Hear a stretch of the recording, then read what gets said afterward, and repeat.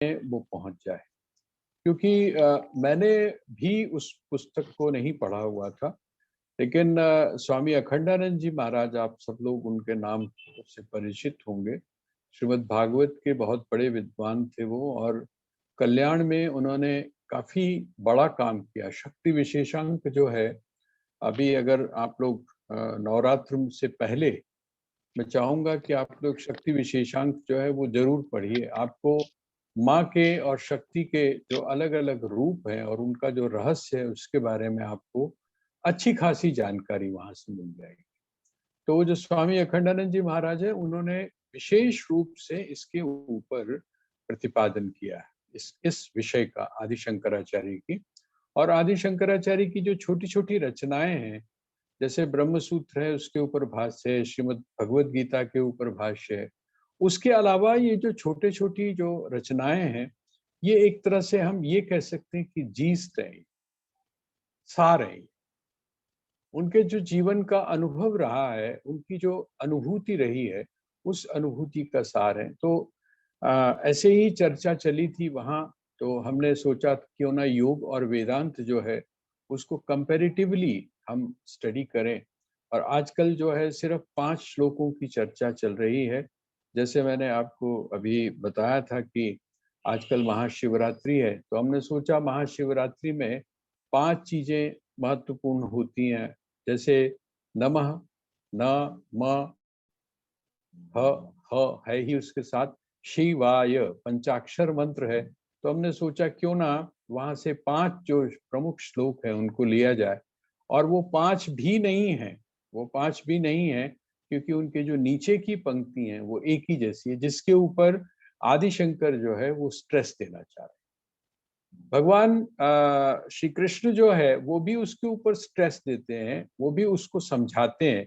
और अगर हम दोनों का एक कॉम्बिनेशन बना लें, क्योंकि आदि शंकराचार्य भी ज्ञान जो है उसको महत्व देते हैं, और भगवान कृष्ण भी जो है वो भी जो कर्म है उस कर्म का प्रतिपादन करते हुए भी जो ज्ञान है उस ज्ञान को सर्वोपरि रखते हैं। जैसा मैंने अभी आप जिसकी हम चर्चा कर रहे थे, तो संयम जो है, इसका मतलब क्या हुआ? आपने डिस्कनेक्ट कर दिया। वो जो दो चीजें जुड़ती, जो चीजें मिलती। देखिए एक चीज और है, इंद्रिय के सामने से विषय का गुजर जाना इंपॉर्टेंट नहीं है। इंपॉर्टेंट कौन सी चीज है? इंद्रिय के सामने से विषय गुजरा और उन दोनों का आपस में एक संबंध बन, उन दोनों का एक संबंध बन गया। जैसे एक तरीका तो वो है जैसा मैंने अभी आपको बताया, जिस समय आप उसका बार बार आप अभ्यास करते हैं, अर्थात आप जब हठ योग की साधना करते हैं, तो कुछ समय के बाद क्या होता है कि आप वहां से गुजरते हैं। सिर्फ गुजरने का अर्थ लीजिएगा, आप वहां से गुजरते हैं लेकिन आपके ऊपर किसी भी तरह का कोई असर नहीं पड़ता।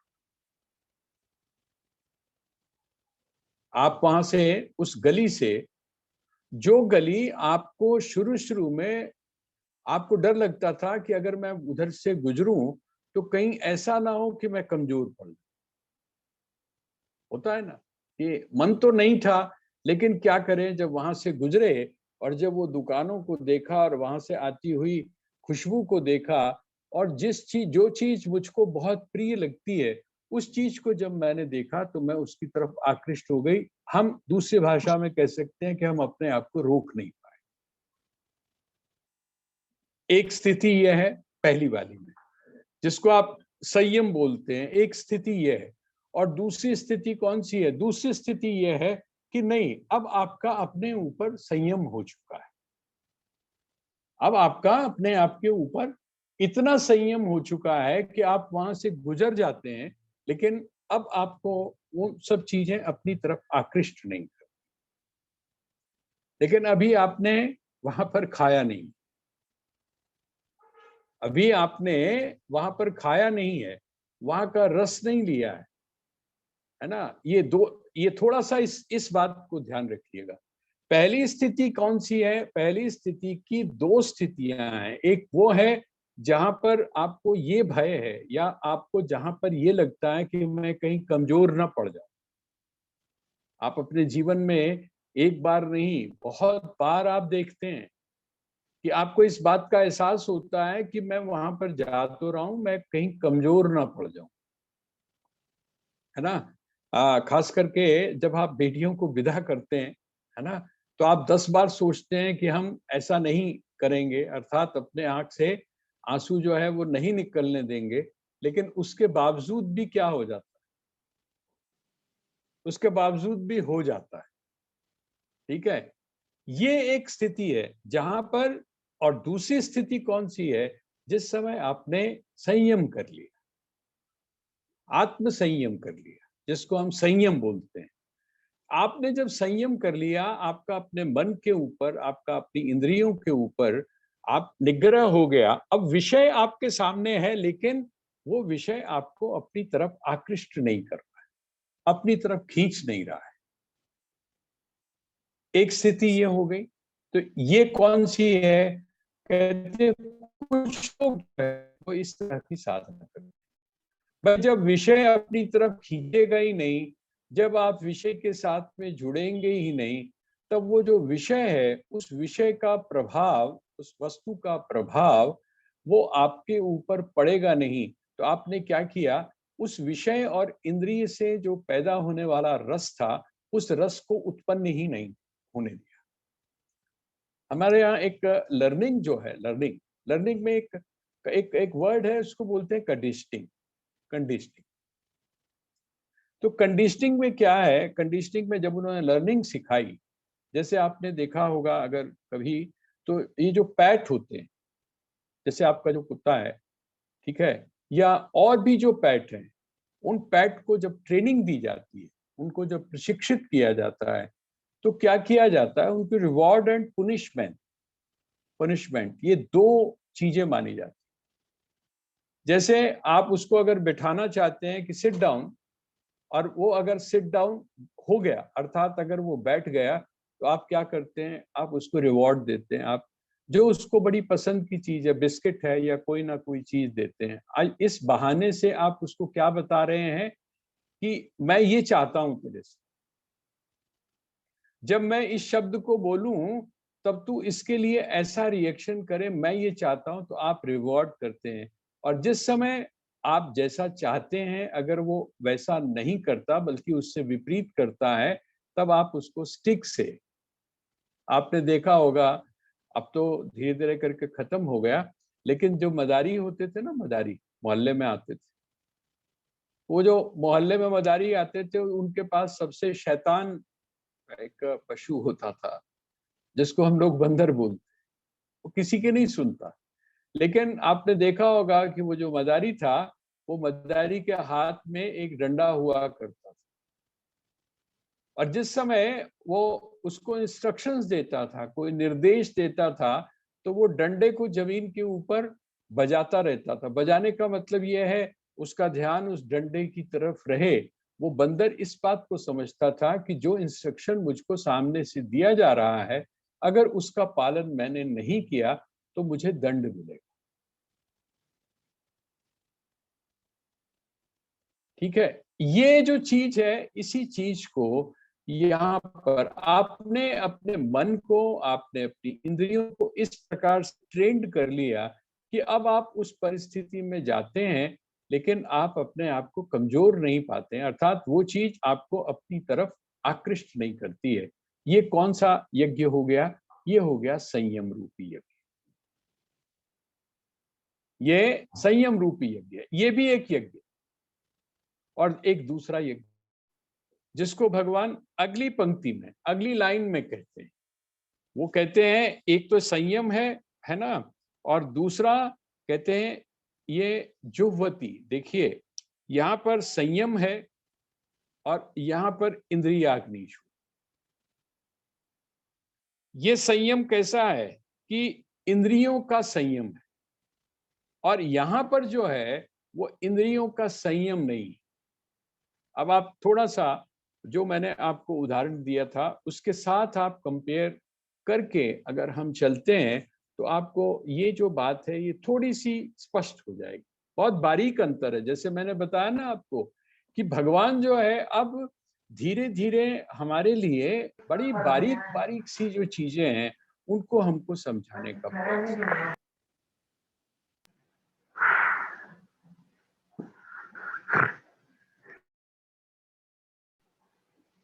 वो कौन सा प्रयास है? अब देखिए, एक यहाँ पर इंद्रिय और विषय का संयोग नहीं हुआ, ठीक है, या इंद्रिय और विषय का संयोग हो भी गया तब भी वो जो इंद्रियां हैं उनको आपने भोग नहीं दिया। बात समझ आ रही है ना? वहां पर आपने उसको भोग नहीं दिया, इसका नहीं मतलब भोग देने का मतलब, हाँ जी, नहीं समझ आ रही। हाँ, भोग नहीं दिया का मतलब आप वहां से गुजर गए, आपने खाया नहीं। आपकी जो जिह्वा है, आपकी जो जिह्वा है वो, उस जिह्वा को आपने वो रस नहीं दिया जो रस आप वहां से गुजरते हुए पहले उसको दिया करते। पहले क्या होता था? पहले वो जो एक कमजोरी की तरह थी जिसको आपने अवॉइड किया और संयम किया, यहां पर संयम किया। अब ये जो दूसरा व्यक्ति है ये क्या करता है? ये दूसरा व्यक्ति क्या करता है? देखिए, एक तो भोग का अभाव है, जहां पर आप भोग नहीं रहे हैं विषय को, जहां पर आपकी जो जिह्वा है वो रस का भोग ही नहीं कर रही। और एक स्थिति कौन सी है? एक स्थिति है, आप गए, आप उस गली में भी चले गए, आप चाट वाले के पास में भी चले गए, आपने चाट खाई भी। दोनों में अंतर है। पहली में क्या हुआ था? पहली में, पहले शुरू शुरू में आपने अवॉइड किया था उसको, आप उधर की तरफ गए नहीं थे क्योंकि आपके मन में कहीं ना कहीं ये था कि कहीं ऐसा ना हो कि मैं कमजोर पड़ जाऊं। फिर आप उधर से गुजरे, जब आपको लगा कि नहीं, अब वाला नहीं हूं, आप वहां से गुजरे, लेकिन उसके बावजूद आपने खाया नहीं। एक स्थिति यह है। और दूसरी स्थिति कौन सी है? दूसरी स्थिति देखिए, यहां पर भी वो जो रस था, जो जो भी रस था, जिह्वा का जो रस था, उस जिह्वा को आपने उसके रस से दूर रखा। इसलिए क्या हुआ कि वो जो रस था, उस रस का या उस भोग का प्रभाव आपके ऊपर नहीं पड़ा। सवाल क्या है? सवाल तो यह है कि आप उस भोग में बंधते हैं या नहीं बंधते। भगवान जो है, भगवान क्या बात आपको समझाना चाहते हैं? कहते हैं आप खाते हैं या नहीं खाते हैं ये एक अलग बात है, लेकिन सवाल तो यह है कि आप खाने के बाद में उसके रस में बंधते हैं या नहीं बंधते हैं। एक तो नहीं बंधा क्योंकि उसने उसका उपभोग ही नहीं किया, और दूसरा व्यक्ति क्या है, वो वहां पर गया, उसने उसका उपभोग किया, और उपभोग करने के बाद वह वहां से चला आया, और उसके मन में उस रस का किसी भी प्रकार का कोई संस्कार नहीं। पहला जो व्यक्ति है, पहला जो व्यक्ति है, उसके भी मन में कोई संस्कार नहीं है, लेकिन उसने अपने चित्त के ऊपर जो संस्कार नहीं पड़ने दिया, वो कैसे नहीं पड़ने दिया? क्योंकि उसने इंद्रिय को विषय के साथ में जोड़ा ही नहीं। और दूसरी तरफ क्या है, उसने उपभोग भी किया, उसने खाया भी, है ना, उसने रस भी लिया, लेकिन उसका भी संस्कार उसके ऊपर नहीं पड़ा। ये दूसरी स्थिति हो गई। भगवान क्या कहते हैं? कहते हैं असली जो मामला है, असली मामला कौन सा है? संकेत जो दे रहे हैं वो भी एक स्थिति है, वो लेकिन स्थूल है। लेकिन स्थूल से ज्यादा जो गहरी स्थिति है वो कौन सी है? वो सूक्ष्म है। आपको ध्यान होगा, जब आप लोग श्री कृष्ण के अपने जीवन को देखते हैं, श्री कृष्ण के आप अपने जीवन को जब आप देखते हैं, तब आपको ये चीज, ये जो दूसरी वाली चीज है ना, ये आपको दिखाई देगी। और आपको महापुरुषों के जीवन के अंदर भी यही चीज दिखाई देगी। मैं एक जगह पढ़ रहा था, कहते हैं कि अगर महावीर जो है, महावीर संयम वाले हैं ना, जो जैनिज्म है वो क्या है, संयम की साधना है। बुद्धिज्म जो है वो कौन सी साधना है, कहते हैं कि वो भी संयम की साधना है। लेकिन भगवान कृष्ण की जो साधना है वो किस प्रकार की साधना है, वो साधना है जैसा कि भगवान दूसरी पंक्ति में, दूसरी जो कैटेगरी है उसके बारे में बता रहे हैं। आपको ध्यान होगा और आपने कई बार ये कथा जो है वो सुनी होगी, महर्षि दुर्वासा। मैं याद करवा रहा हूं आपको, उसको इसके साथ जोड़कर देखिए आप। महर्षि दुर्वासा का आपको ध्यान होगा कि गोपियां जो हैं, पता चला कि उस पार यमुना के उस पार कौन आए हुए हैं, दुर्वासा आए हुए हैं।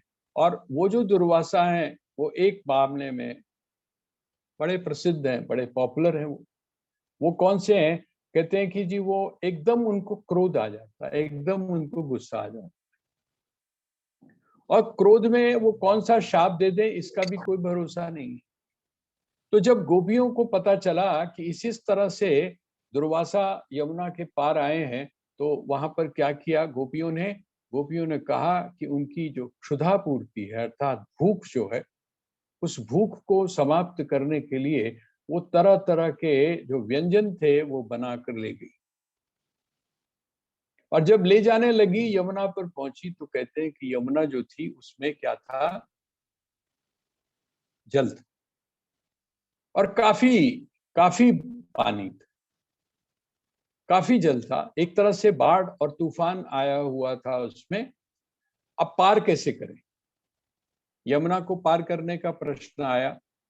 तो उन्होंने कहा कि जब कोई समस्या होती है और उसका समाधान प्राप्त करना होता है, तो हमारा तो एक ही आश्रय है, एक ही सहारा है, और वो कौन है, वो है कान्हा। तो चलो कान्हा के पास चलते हैं। और श्री कृष्ण के पास पहुंची तो कृष्ण को उन्होंने कहा कि भाई इस तरह से हमने पार करना है, लेकिन यमुना जो है वो तो कह रही कि मैं तुम लोगों को पार नहीं करने दूंगी, इतना पानी उसमें आया हुआ है, कैसे करूं।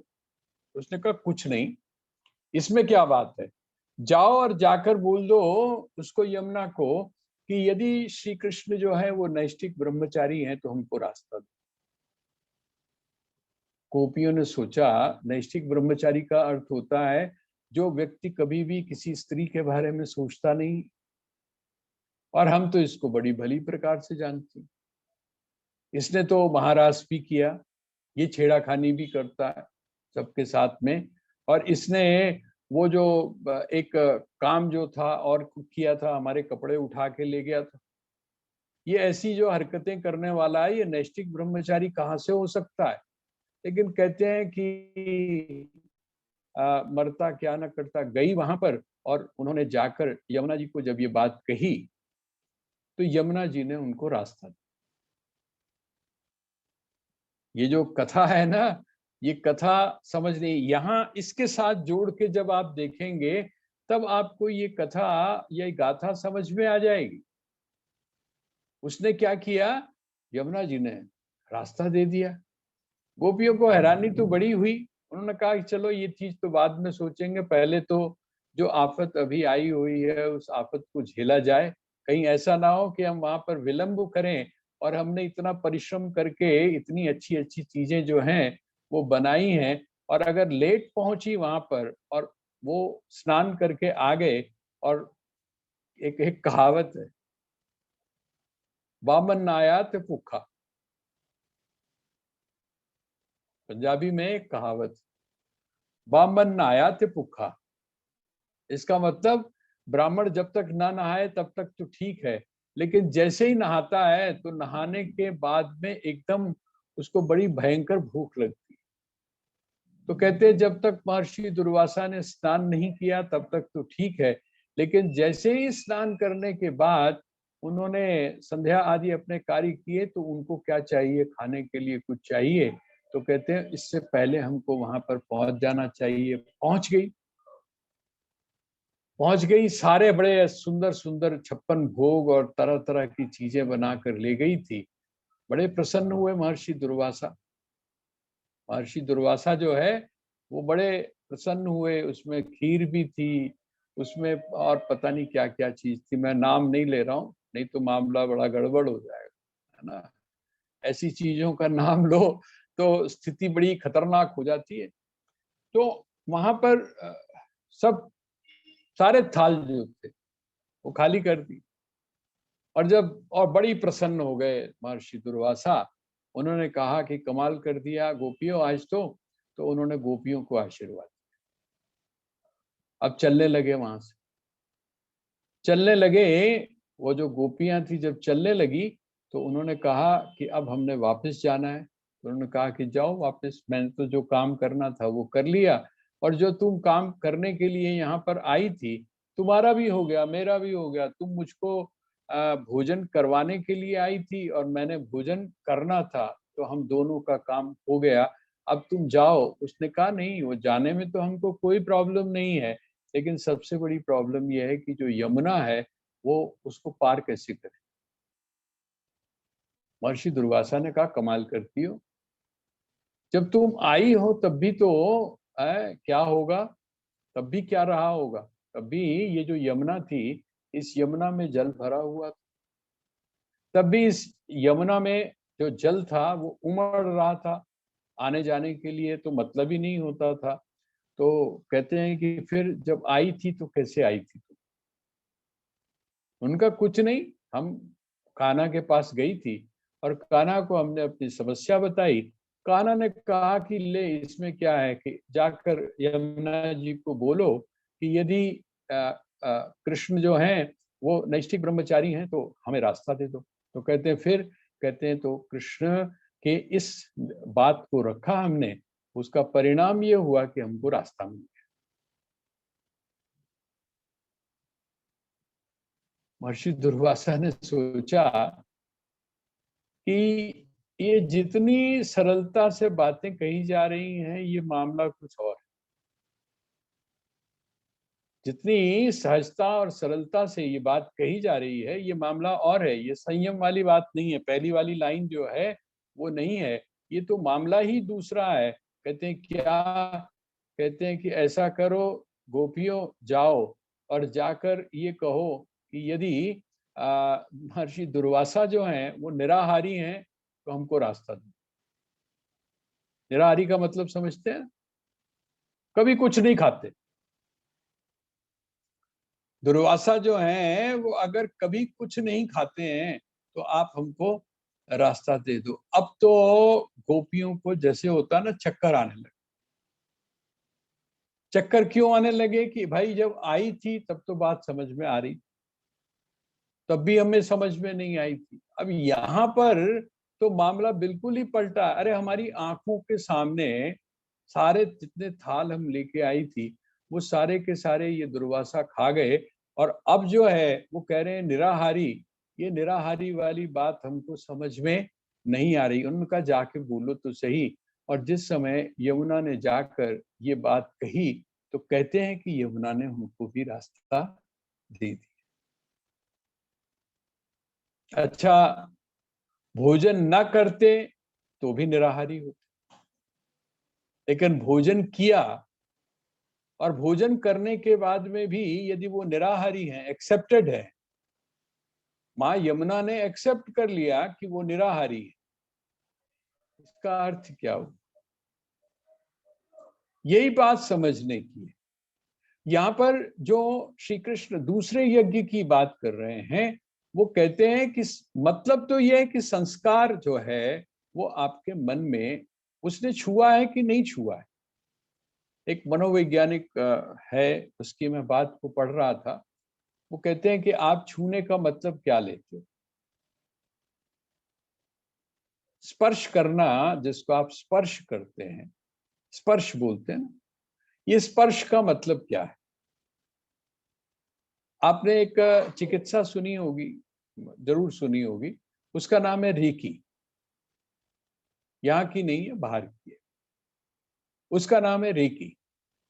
जैसे एक्यूप्रेशर है, जैसे एक्यूपंक्चर है, ऐसी एक रेकी है। उस रेकी में क्या होता है, बहुत एडवांस स्टेज में तो ये भी होता है कि वो सोच के, जिसको चिंतन बोलते हैं, विचार के प्रवाह से जो है वो जो पेशेंट है उसके साथ में अपने संबंध को स्थापित कर लेता है और उसके बाद वही ट्रीटमेंट करता है।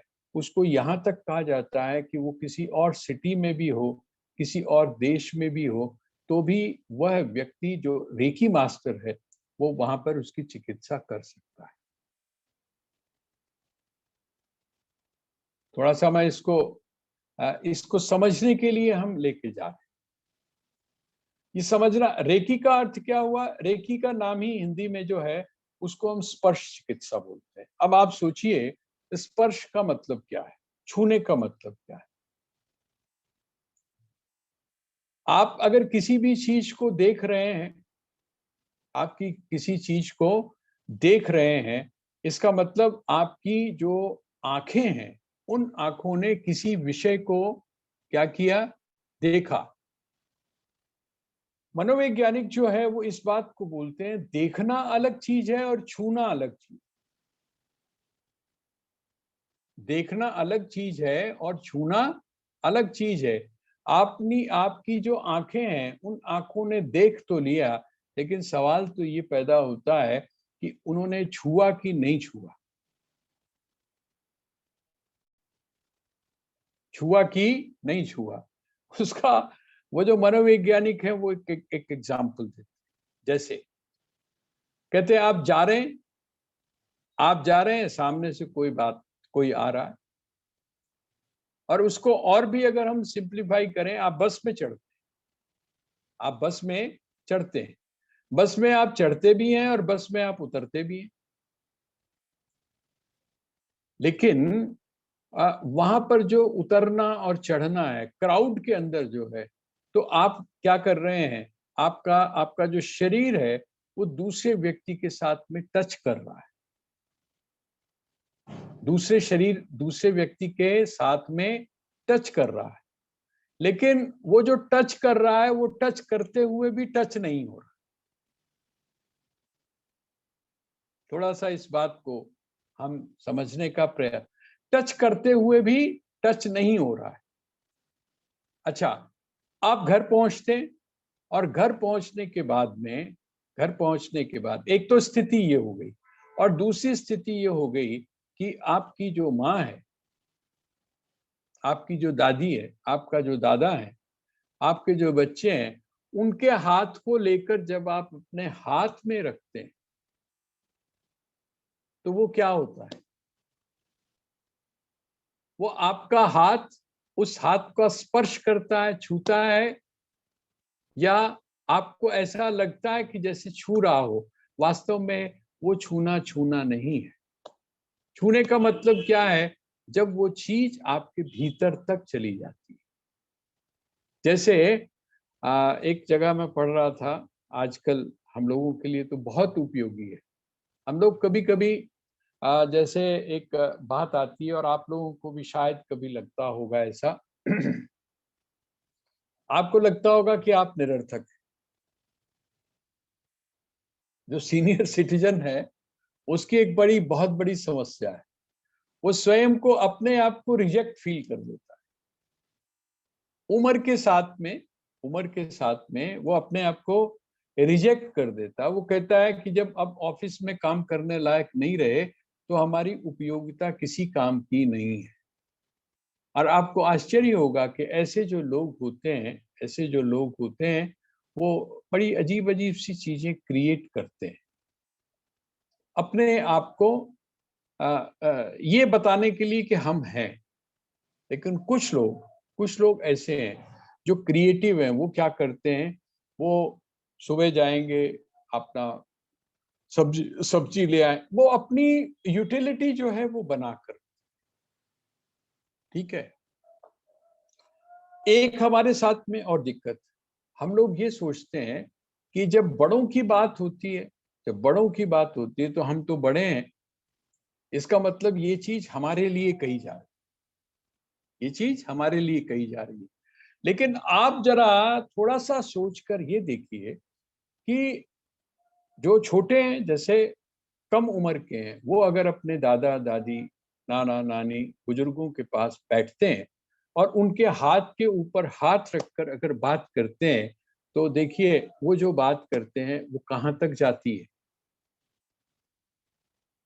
कहाँ तक जाती है। देखिए, जैसे ही आप अपने किसी बुजुर्ग का हाथ अपने हाथ में लेते हैं, तो बड़ा अजीब सा परिवर्तन होता है।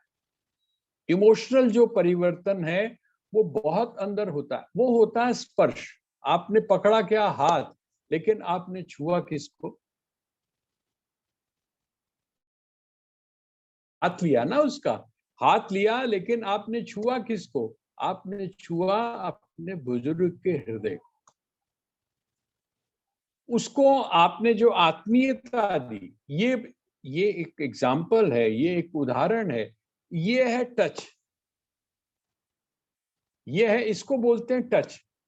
टच होने का मतलब क्या है? टच होने का मतलब यह है कि वो चीज आपके भीतर चली जाए।